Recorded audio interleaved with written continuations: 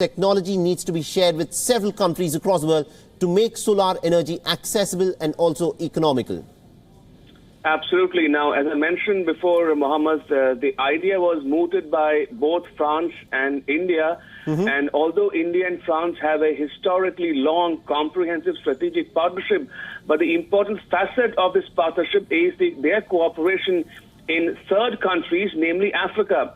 And we can see an emphasis on solar energy cooperation between France and India insofar as Africa is concerned, with many of the African heads of state are attending the summit here in New Delhi this morning. And one can see French and Indian collaboration, so to speak, in terms of financing of solar energy projects, in terms of transfer of technology to African countries in particular.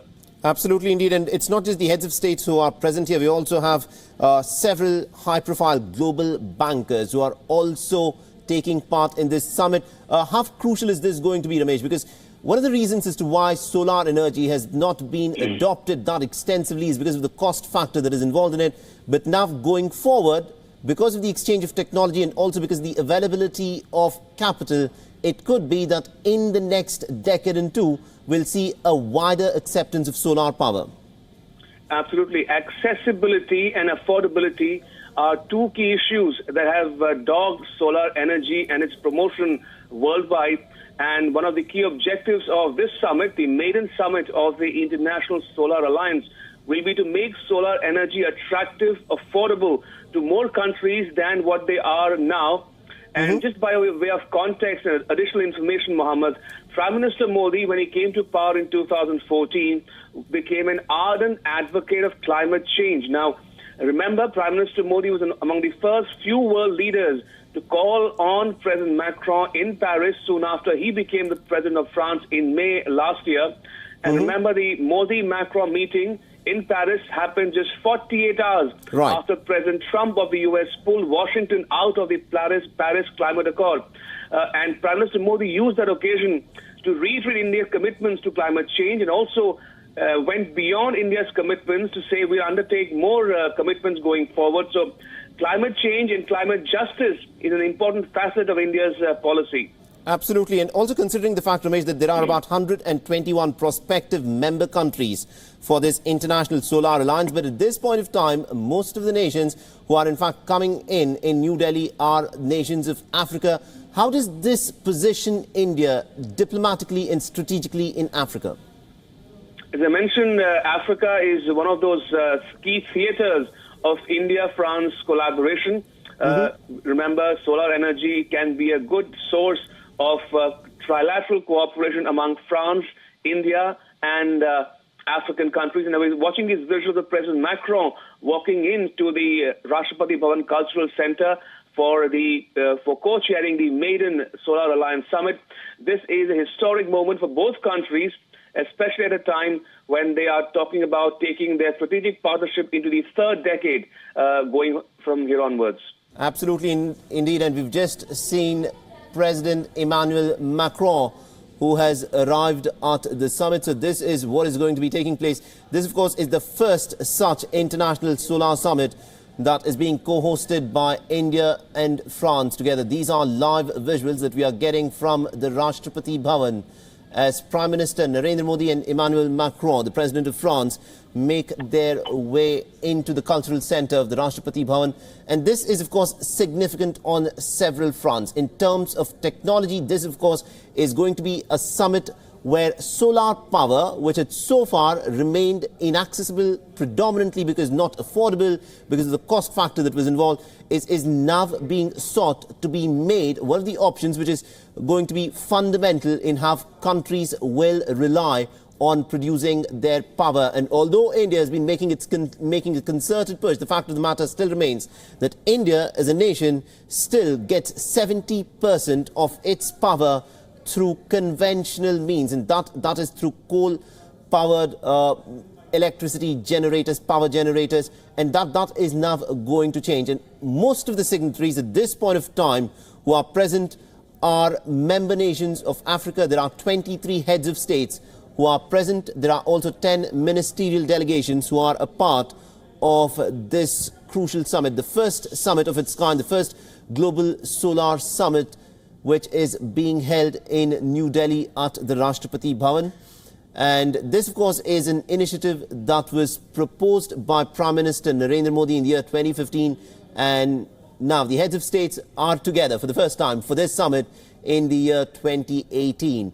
And also, Ramesh, if I could just dwell a bit more on some of the aspects here. The Prime Minister Narendra Modi has set some very ambitious targets where he said that India will, by the year 2022, will generate 175 gigawatts of power through renewable sources of energy, of which 100 gigawatts will be generated through solar power itself.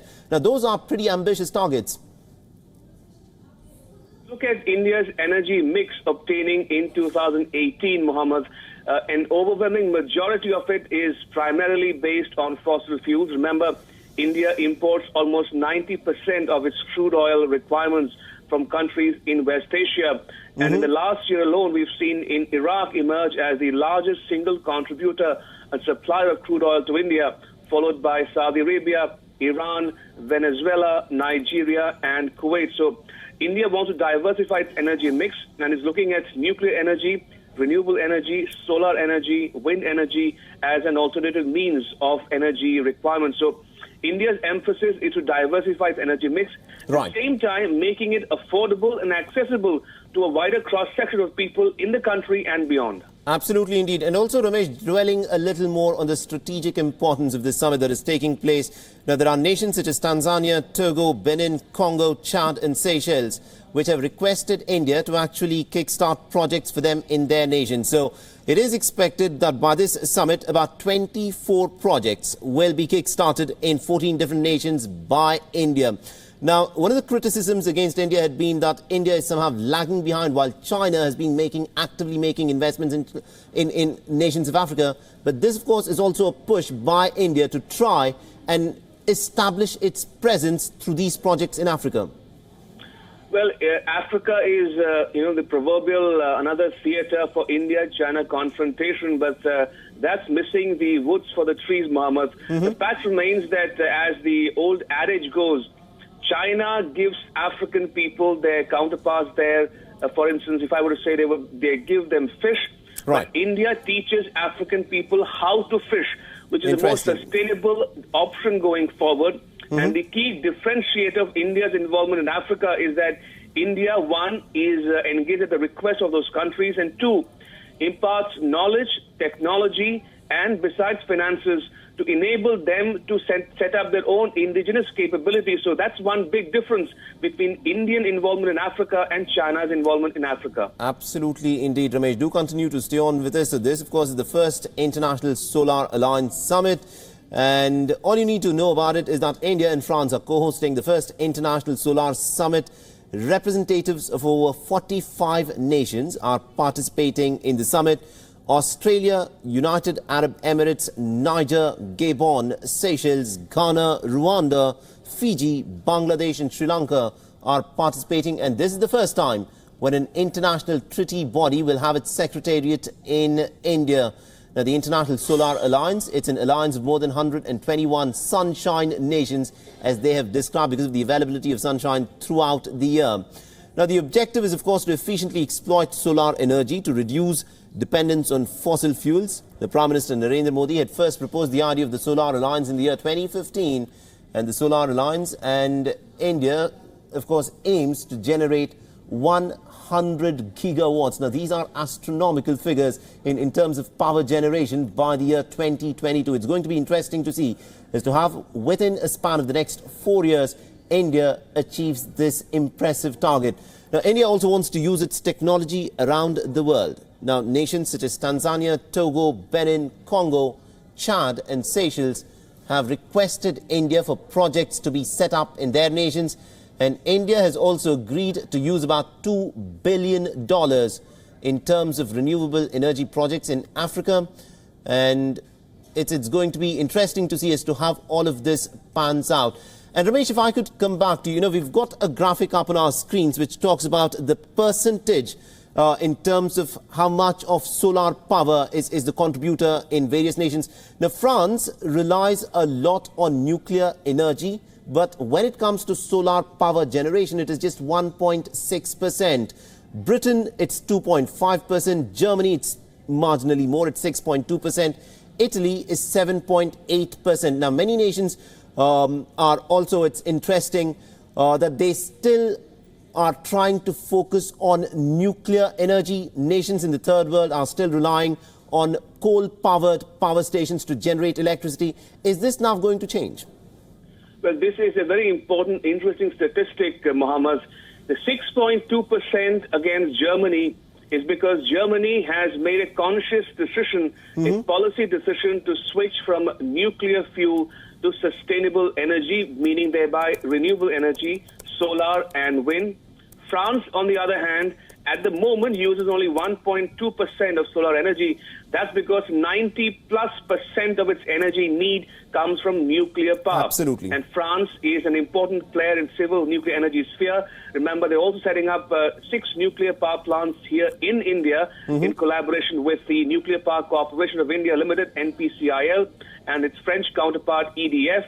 And only yesterday we saw both agencies sign an agreement to accelerate the setting up of the first of 6 reactors at Jaitapur in the Indian state of Maharashtra. So France is still relying heavily on nuclear energy, but Germany has made a transition from fossil fuel and nuclear power to renewable, and it's already shut down many of its nuclear power projects. So that's the key differentiator, and increasingly we're seeing even France coming around to the view that renewable energy might be the way forward. Absolutely, indeed. Ramesh, do continue to stay on with this. Meanwhile, let's dip into the event that's taking place at the Rashtrapati Bhavan.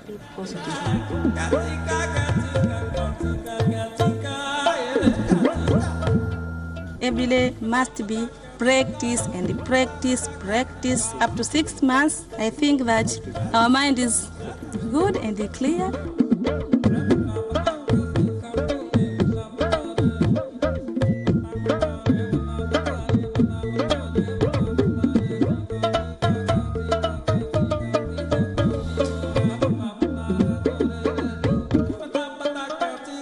I made this. Yes.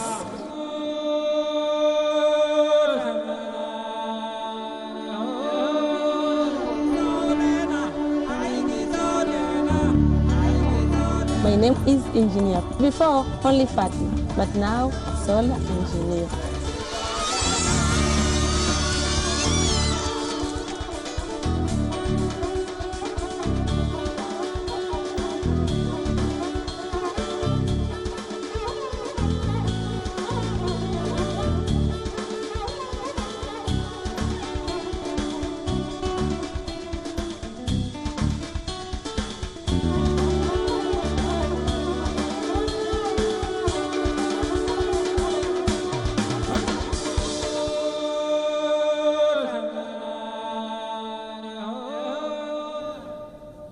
One woman at a time. All right, so this is the ceremony that is presently underway at the Rashtrapati Bhavan, presided over by Prime Minister Narendra Modi and French President Emmanuel Macron. Now, this of course, is an interesting summit that is, of course, taking place in New Delhi, where the heads of 23 nations and also 10 ministerial delegations are taking part at this summit. At this point of time, most of the nations who are taking part in the International Solar Alliance Summit are nations from Africa, but as many as 121 prospective nations from around the world, nations which are known as sunshine nations because of the availability of sunshine throughout the year, are likely to become a part of this summit. Now, Ramesh, if I could come back to you. Right, we'll try get my colleague Ramesh Ramachandran in just a bit, but this is what is taking place at the Rashtrapati Bhavan, where the statistics in terms of what percentage of electricity is generated through solar cells is a very interesting one. At this point of time, it is still not a very substantial sum. Even in India, it is not very high. It's less than 3% of the energy that is generated is said to be generated through solar means. Pourquoi? Y a-t-il pas plus d'endroits dans le monde qui nous fait confiance, nous les pauvres femmes? Encore les solar maman vous disent un chaleureux merci et soyez les bienvenus.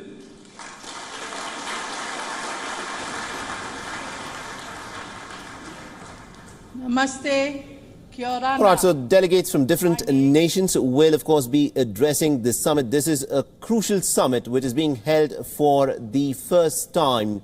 This was an initiative that was proposed by Prime Minister Narendra Modi, and now it has come to fruition. And also there is a roadmap that's in fact been put in place for the different nations in Africa to adopt this all-crucial source of energy for the future. And my colleague Ramesh Ramachandran joins us on this broadcast again. Ramesh, if I could bring you in on this. It is the 11th of March, and this is also the day, which is remembering the Fukushima Daiichi nuclear disaster that had taken place on this very day, on the 11th of March in 2011. And it's interesting that a Solar Alliance summit for a push towards solar power is being held in New Delhi on this occasion. Indeed, Mohammed, as you correctly pointed out, today is the 8th anniversary of the Fukushima Daiichi nuclear disaster that happened in 2011 in Japan. And it's interesting because both countries, India and France, chose today for the maiden summit of the International Solar Alliance, which focuses on renewable energy. So that's an interesting anecdote there.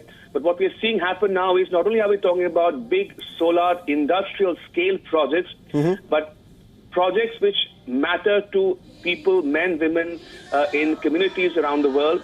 Right. And a good example of that is the Barefoot College in Rajasthan in India, where women from all over the world, from Africa, Australasia, Latin America, come to learn about solar energy and how they can apply that in their everyday lives. And these women have manufactured solar lamps, solar cookers, and they've come to be known as solar mamas. So this is an interesting aspect of India's contribution in capacity building projects across the world. Absolutely, indeed.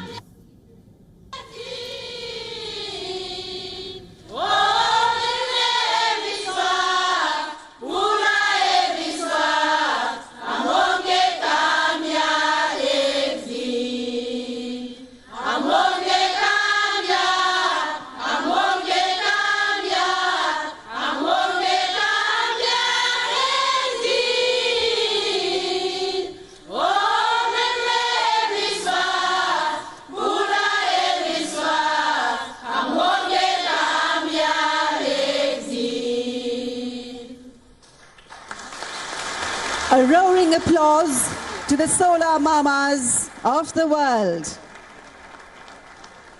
We would now like to present to you a short video on International Solar Alliance. All right, so that is what some of the people who have been known as solar mamas, they're singing an important song, Honge Kamyab, in terms of trying to adopt this new technology. At this point of time, India generates about 20 gigawatts of power through solar energy means.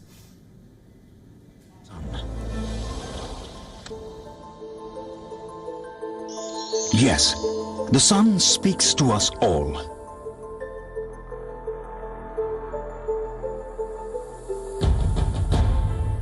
We are one family.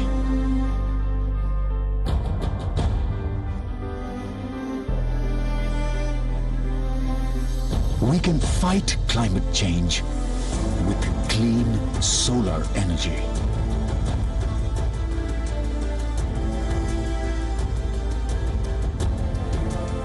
The sun gives us hope.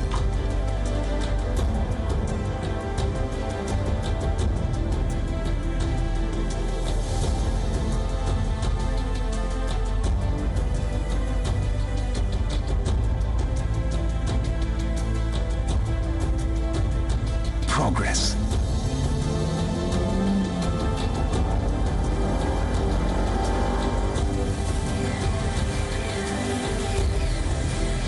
A future.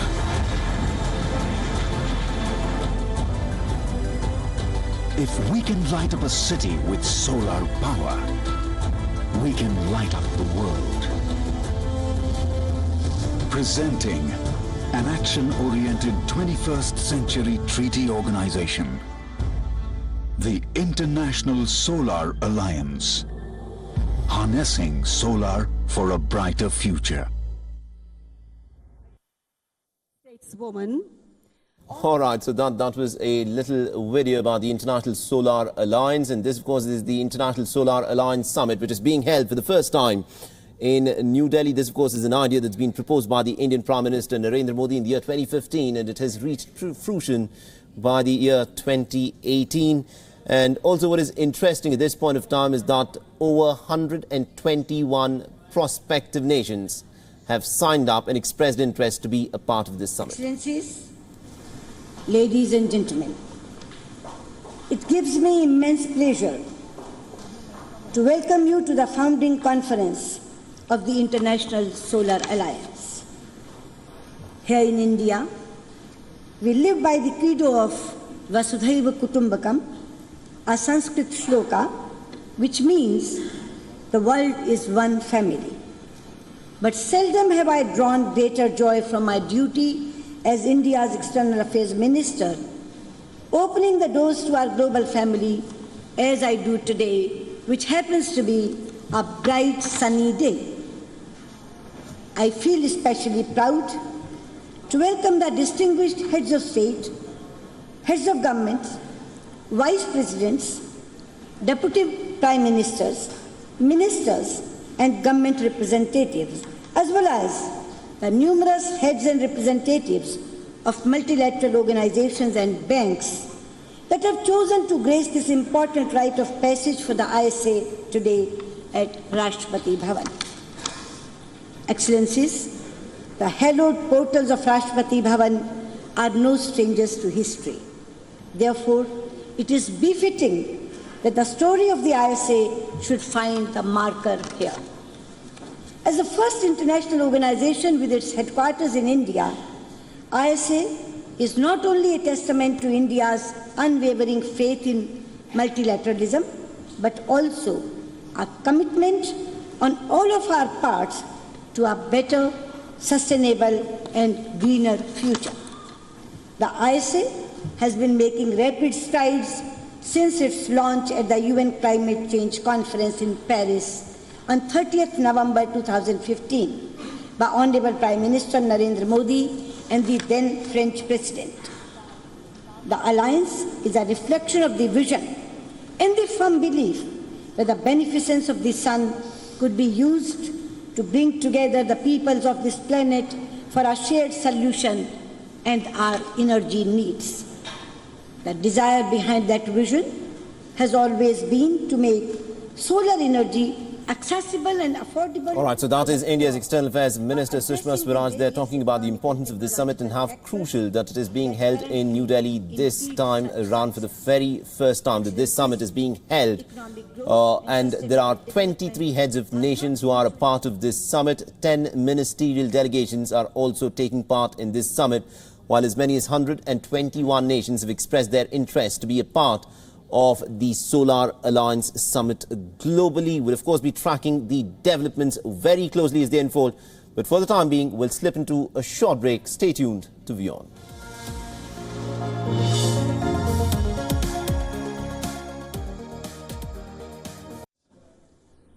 Mr. Prime Minister, dear Narendra, heads of states and government, ladies and gentlemen, dear friends.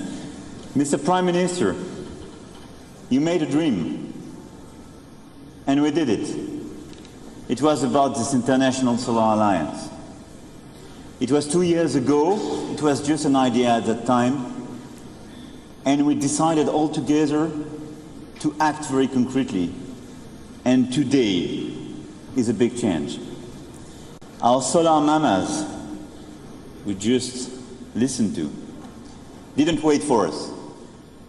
They started to act and to deliver concrete results.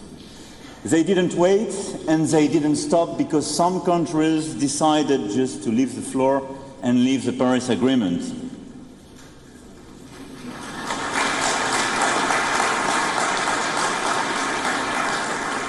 Because they decided it was good for them, for their children, their grandchildren. They decided to act and keep acting. And that's why we are here, in order to act very concretely.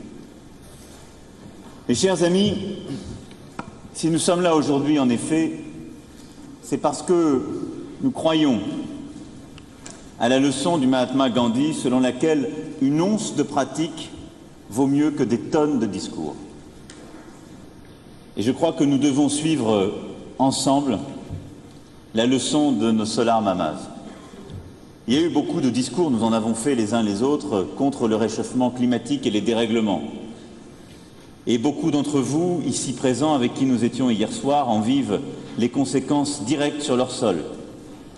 Ont déjà perdu des morceaux de territoire, ont une partie de leur activité économique qui est déjà bousculée, ont vu la vie quotidienne de leurs concitoyens déjà profondément perturbée par ces conséquences. Parce que nous avons aujourd'hui ce que vous avez appelé, il y a quelques semaines, Monsieur le Premier ministre, une fracture. Une fracture entre le présent et le futur, une fracture entre le Nord et le Sud, une fracture entre les besoins et le potentiel de production de l'énergie, et en particulier de l'énergie solaire. Mais ces fractures ne doivent pas nous faire oublier une chose, c'est que nous n'avons qu'une planète, que nous la partageons, et que pour elle nous n'avons aucune solution de rechange. Et cette destinée commune nous donne des devoirs communs. Les pays ici représentés, situés entre les deux tropiques, représentent près des 3/4 de la population mondiale, un potentiel solaire de 138 gigawatts dans les 5 prochaines années, mais seulement 23% de la capacité installée. Selon les pays, entre 20 et 50% de la population n'a pas accès à l'électricité. C'est cela, la réalité actuelle. Alors, est-ce pour autant une fatalité? Je ne crois pas. Et à cet égard, l'Inde démontre parfaitement que c'est possible. Ce que vous êtes en train de réussir est regardé par le monde entier. La capacité installée en énergie renouvelable est passée en 2 ans de 39 à 63 gigawatts. Et dans le même temps, l'énergie solaire y a progressé de 240%. Alors comment faites-vous? Vous avez attiré des investissements, vous les accompagnez, vous formez vos jeunes. Et donc voilà ce que nous devons faire. Voilà ce que les 121 pays de l'Alliance, en Afrique, en Asie, en Amérique latine, en Océanie, doivent faire. Dans les pays développés, nous traînons souvent des pieds, parce qu'il y a des résistances, des intérêts installés. Dans les pays émergents, en voie de développement ou les plus en difficulté, on explique qu'à ce n'est saying that it's not possible because there is no investment capacities, because the research is not available, but there's so many examples to the country. So the joint goal, what we should mobilize for within this International Solar Alliance is indeed, and first of all, to challenge any anything taken for granted. We also need to change skill. We are aiming at 1 terawatt of solar energy by 2030. To that effect, we need $1,000 billion. We know what the hurdles are, financial hurdles, regulations, capacity hurdles as well. We shall therefore lift every single one of them. To that effect, it is not just enough to look at what the governments are doing. We need a new international deal with the private sector, the international public sector, and the civil society as well. We've just seen an example of how strong the civil society is and how much it can mobilize itself, because it is our common good, and it is for the development of all of our countries. It is a matter of getting access to education, to a normal daily life. And just as we listened to one of the solar mama, who can have a normal life and learn how to read? How can you grow up when you do not have access to electricity and when there is no light every evening in the house? I therefore see 3 things to do. The first one is to identify projects in each and every single country. Each country, with its solar energy potential, will identify here their needs and their projects and how much financing they need. 100 first projects have already been listed within 36 member countries. Very often these are small or mid-sized countries. They're often the most efficient, but the less visible for those who are bringing about financing. It is about agriculture and rural development, mini solar networks, roof panels, and electric mobility. Very often these projects are supported and launched by young innovating companies. The Alliance shall continue to identify them. Often these projects are slowed down by bureaucracy, sometimes even corruption, and all the difficulties we've known. So the ability to mobilize many projects, including small ones, the mobility of having some sort of a database, a list of projects, and therefore be able to get these projects together in order to help SMEs to grow, to support entrepreneurs in each and every of these countries. This is what this Solar Alliance shall do, bring them the financing as well. So beyond the 100 first projects identified, we need to identify some others.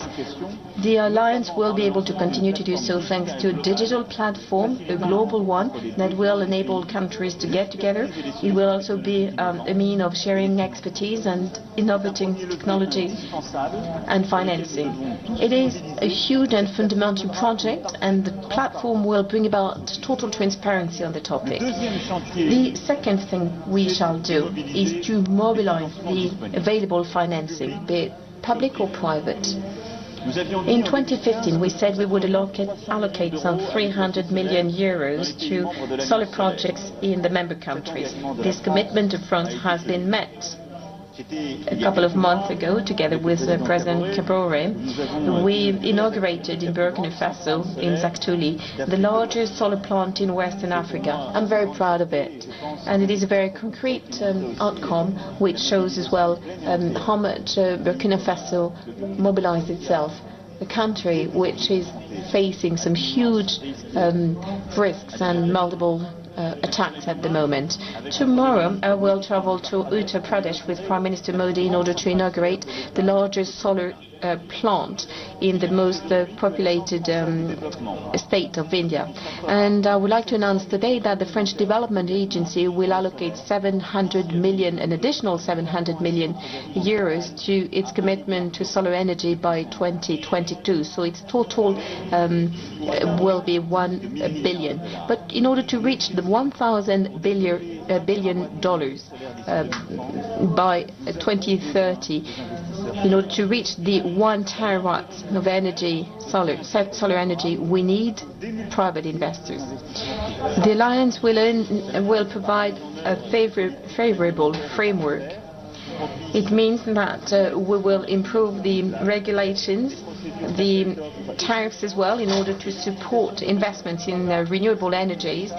It is about also improving public procurement and to provide efficient policies to that effect, as well as facilitate the purchase and supply of electricity.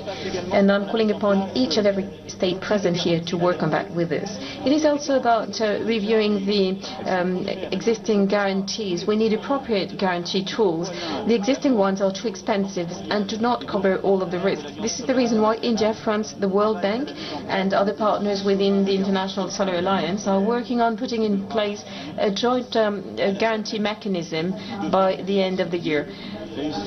Through it, we will be able to mobilize it beyond the commitments made by each government. It will enable us to mobilize private investment. And I very much want to say that these projects are more and more profitable.